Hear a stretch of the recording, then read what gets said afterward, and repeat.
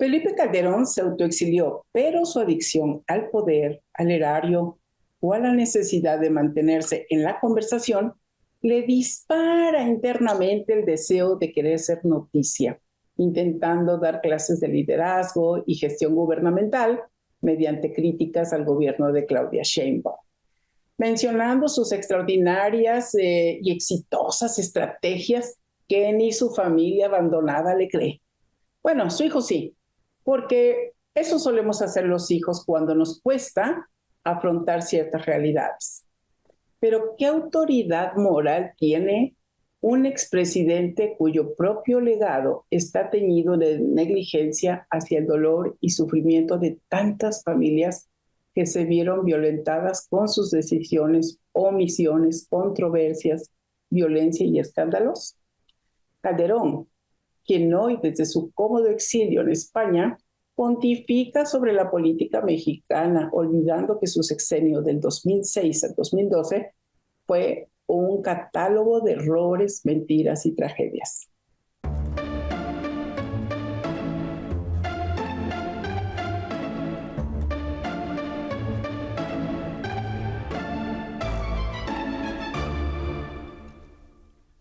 Hola, yo soy Josefa Galván y esta es mi colaboración semanal Perfiles para el canal de Jesús Escobar Tobar.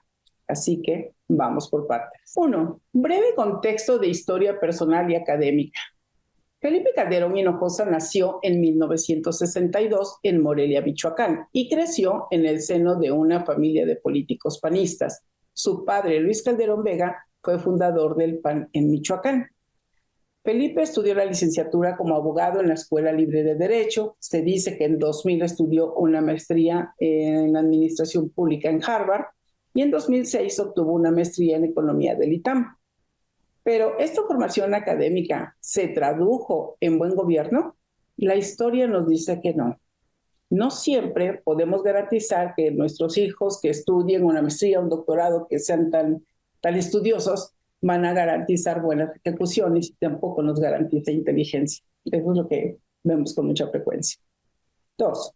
Como funcionario y político, ha transitado por un camino muy controversial. Calderón fue diputado federal, director general de Banobras, donde se vio involucrado en varios escándalos relacionados con autopréstamos y cosas que hizo para lograr tener algunos inmuebles, algunos préstamos hipotecarios.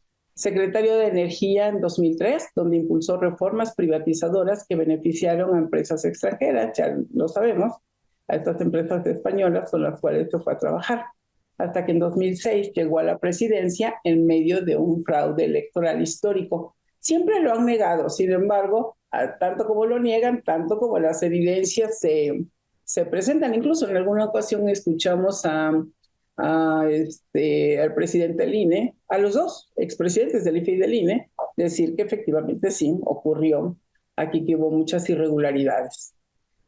Porque la diferencia en relación a los votos con AMLO fue de apenas el 0.56%. Entonces era una cosa mínima que automáticamente se tendría que ir a la revisión de todas las casillas. ¿Se acuerdan que decía casilla por casilla, voto por voto? Y que Claudia Sheinbaum en varias entrevistas mostró que en varias casillas había muchas irregularidades. Sin embargo, bueno, ya no se avanzó más allá. Esto, por supuesto, que lo llevó a una crisis de legitimidad.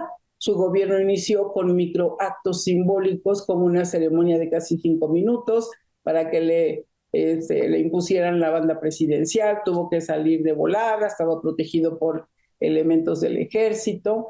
Entonces, pues qué difícil, ¿no? Llegar a ocupar una posición de esas, pero bajo estas circunstancias donde pues la gente no te lo reconoce o siempre vas a estar enfrentando el rechazo o los insultos porque pues la gente no estaba de acuerdo. O sea, recordarán cuántas manifestaciones hubo en Reforma y demás.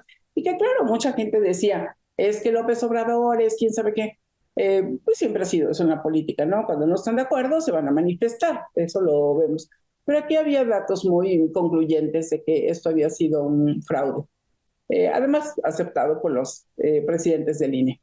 El segundo microacto, que ha sido muy simpático, que se le ocurrió vestirse de militar y le quedaba grande el traje, entonces por eso se le puso el comandante Borolas, incluso en Wikipedia así se le entrega. Ustedes preguntan en cualquier lugar quién es el comandante Borolas y siempre van a decir que Felipe Calderón. Entonces fíjense cómo lamentablemente se va creando una identidad poco seria, poco respetada de un funcionario público, de un presidente, de quien sea, o sea, o de cualquiera de nosotros. Y el otro aspecto muy importante es que se puso el traje de militar simplemente para anunciar la guerra, la supuesta guerra contra el narco. Una decisión que marcaría el tono de su gobierno, que fue más espectáculo que soluciones reales. Pero, ¿qué logró? ¿Qué logró en 6 años Felipe Calderón? México se convirtió en un país más violento y fracturado. El tejido social se descompuso muchísimo, muchísimo. Eso fue en 2006, estamos en 2025, fíjense que hace 19, 20 años que esto ocurrió y que pues es muy lamentable porque la reparación de un tejido social cuando se empieza a trabajar con muchas acciones desde diferentes ángulos para acomodar un sistema, toma un promedio de 25, 30 años y para un país tan grande como México no es nada fácil. Entonces, bueno, eso es lo que de alguna manera nos dejó Felipe Calderón. Ahora vamos a hablar de su perfil de preferencias, personalidad y vicios. Fíjense que en el caso de Felipe Calderón tiene un perfil muy curioso, que si podemos ver, ya saben que utilizo la prueba Neurotest para visualizar cómo sería esto en cuanto al liderazgo. Felipe sí logra tener, digamos que un liderazgo, pero muy orientado a ser efectivista, a resultados. Ustedes lo pueden ver en la parte azul, donde es más alto, pudiera ser más alto el puntaje. ¿Y esto por qué lo digo? Porque no pierde de vista un objetivo. Ya no importa si el objetivo es personal o es gubernamental o es social, pero no pierde de vista el objetivo. ¿Y cuál era su objetivo? Posicionarse como presidente, lograr un reconocimiento, cosa que le fue muy difícil. Y de ahí tiene como otro elemento alto la parte creativa, la parte de la innovación. Él pensó que al hacer esta guerra contra el narco, pues ahí se pone como un pensamiento disruptivo y ahora sí vamos a luchar contra ellos, pero el sistema se lo comió, el sistema lo absorbió y de alguna manera su propio perfil, que no es grande, es un perfil pequeño, no es de, por ejemplo, yo les he mostrado el de Claudia en estructura es muy alto y el de Felipe Calderón es muy pequeño. Su capacidad como administrador o sus preferencias de administrador son muy bajas. Entonces, ¿qué sucedió con Felipe Calderón? Él no se hizo cargo de ver qué era lo que pasaba en su gobierno, lo deja en manos de otras personas, pero no da seguimiento. Entonces, pudiéramos regalarle el beneficio de la duda que muchas cosas de las que hacía Genaro García Luna, él no se enteraba porque estaba ausente. Eso lo podemos ver en la zona verde, en la zona de administrador, que es pequeña. Si nosotros le diéramos el beneficio de la duda de que no sabía nada, es posible, porque él andaba como en otra frecuencia, él andaba en otra cosa. Entonces hubo gente con un perfil más fuerte, más grande, que lo llevaba de calle. Entonces, él no te podría hablar bien, porque su parte relacional es, digamos que, mediana, pero tampoco es una persona muy querida.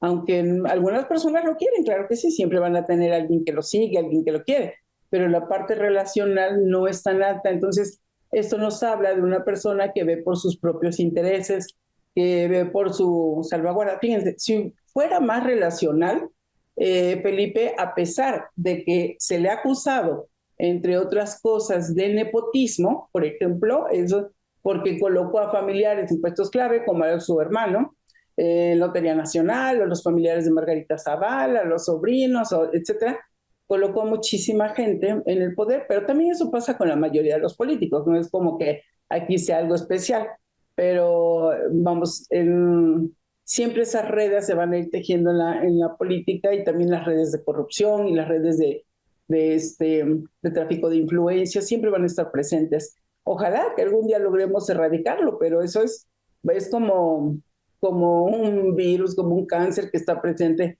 en ese tipo de situaciones. Y lo podemos ver ahora, que algunos candidatos que van para la Suprema Corte o que van para jueces y magistrados están haciendo una campaña que, bueno, la verdad es que da vergüenza lo que están haciendo, ¿no? Por otro lado, por ejemplo, uno de los vicios, aparte del alcohol, en el caso de Felipe, el populismo punitivo, porque el uso del discurso de mano dura y que no sé qué lo hacía para ganar simpatía, sin importarle el costo social, que incluso acuñó su frase favorita de que eran daños colaterales. Y hasta hoy insisten que su absurda guerra contra el narco fue correcta. Él no acepta que cometió errores, le cuesta mucho trabajo. Porque en esos perfiles, cuando, como ustedes podrán observar en el perfil de Neurotest, cuando nosotros vemos esos perfiles así muy pequeños, generalmente son personas que se van hacia adentro, tienden a ser hasta cierto punto introvertidas. Y ya sea porque oculten ciertas cosas que a ellos mismos les dan vergüenza, hombre o mujer, o porque no se sienten seguros, tienen el síndrome del impostor. Y yo creo que a Felipe le caracterizó o le caracteriza el síndrome del impostor. Entonces, cuando vemos ese tipo de situaciones, pues van a ponerse, no sé, reconocimientos y que ellos hicieron muchas cosas. Así actúan las personas, porque no podemos pensar que tenga un perfil de, pues va a ser una buena supervisión, una buena estructura y va a tener el control de todo. No es el caso de Felipe. Es un cuate que establece relaciones de largo plazo. No, él establece relaciones de conveniencia. Es un innovador. La parte creativa la está un poquito alta y sí, por supuesto, le permite salir adelante, dar respuestas fáciles, reírse, le gusta la bohemia, ese tipo de personajes son así, esta parte creativa, a veces dispersa o a veces un poquito comodina, pero no son los que van a cambiar el mundo, los que van a innovar grandes cosas, no, se necesita un poco más alto. Pero sí tienen un objetivo claro, que puede ser enriquecerse, que puede ser tener un ideal social o que pueden tener un objetivo concreto. Por ejemplo, si él se hubiera puesto en la mente que yo voy a acabar con la inseguridad, pues si se hubiera enfocado en eso de verdad, eh, creo que tampoco hubiera podido, porque su parte de estructura descuidó mucho la administración, descuidó lo que hacían los demás, ya sea de manera intencional o no. Entonces, esos perfiles siempre nos van a mostrar qué tipo de respuesta pueden tener ante las crisis, ante las situaciones. Yo les he comentado que, por ejemplo, la fuerza de Claudia está muy en el hemisferio izquierdo y cuando tenemos que son más balanceadones, pues van igual, se comportan, toman una decisión, pero luego la cambian y si se dan cuenta, Claudia es súper, súper determinada. Por eso me gusta analizar los perfiles de las personas. Bueno, ahí tienen un poquito el conocimiento del por qué.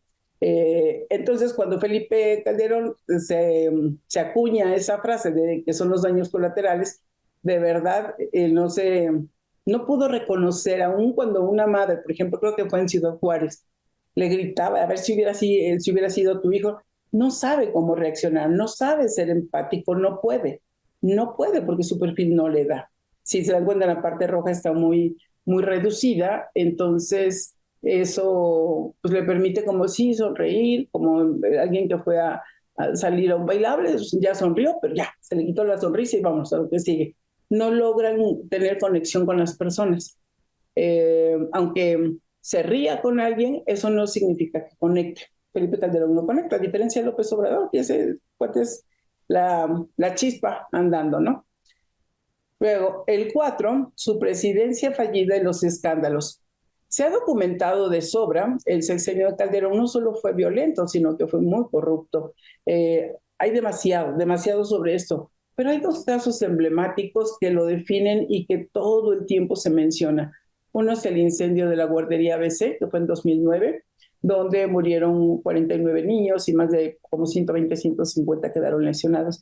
Y fíjense que una cosa que una vez escuché a Saldívar comentar cómo había estado el asunto, eh, que algo que me parece muy fuerte, pero que así es el perfil de Felipe, como muy indolente. O sea, si ya los niños estaban muy afectados y tenían la posibilidad de llevarlos a los hospitales a Estados Unidos, que ya los estaban esperando, el que no lo hubiera autorizado, eso fue terrible. Y todo esto por acallar a la prensa, por proteger familiar de Margarita Zavala, porque recordemos que esa guardería que estaba subrogada la tenía un familiar de Margarita Zavala. Entonces, el que encubran ese tipo de cosas está muy vinculado con eso que les digo, del síndrome del impostor, porque de alguna manera no se ven como los responsables, no dan la cara y se van a construir historias, no se van a poner medallas. Entonces, pero eso lastimó muchísimo, muchísimo a su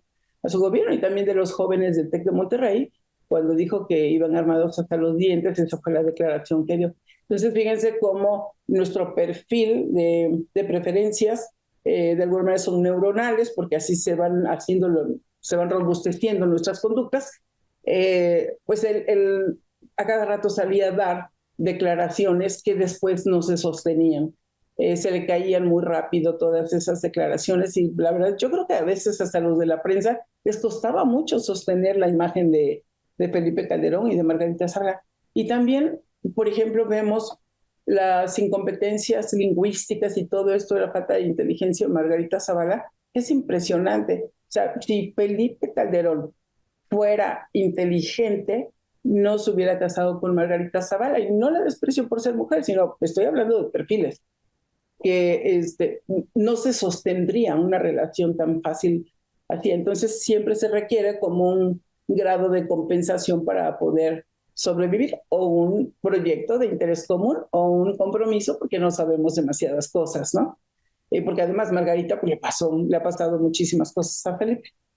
Eh, y luego el otro elemento que es muy emblemático para él es el caso de Genaro García Luna, que fue multipremiado y finalmente hoy está ya declarado culpable, ya está condenado en Estados Unidos por sus vínculos con los cárteles o con el narcotráfico. Y fíjense qué curioso, porque a pesar de que ya está García Luna y con todas las pruebas, Felipe Calderón pues casi siempre se va a ir, así como los anfibios, se va a ir zafando de ese tipo de pues de responsabilidad, no asume la responsabilidad, pero son como, el perfil de Felipe es como aquel que cometió un error, pero no puede reconocerlo, le cuesta mucho trabajo y entonces va a salir por la tangente, va a contestar otra cosa. Para eso le sirve la poca creatividad que tiene. Entonces, como presidente, la verdad es que dejó mucho que desear en cuanto a resolver algo de justicia o de impunidad o de corrupción o de, no sé, pues obras, no hay obras en el sexenio de Felipe Calderón y eso es muy triste. Número 5, el exilio en España y el negocio de las conferencias. Hay una parte muy interesante que tras dejar la presidencia, todos sabemos que él pues prácticamente huyó a España.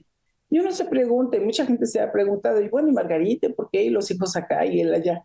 La familia se rompió desde hace mucho tiempo, si no, o sea, llevan una relación como funcional. Y por eso es que el perfil de Margarita da para que así funcionen, así se lleven, ¿no? Entonces, él hoy da conferencias, se presenta como un experto en seguridad y no sé si recuerden que dio un seminario titulado Cómo opera el narcotráfico. Bueno, se lo sabe de memoria de cómo se guardan las bolsitas y todo eso. A mí me sorprendió. Dije, bueno, ¿y cómo sabe tanto?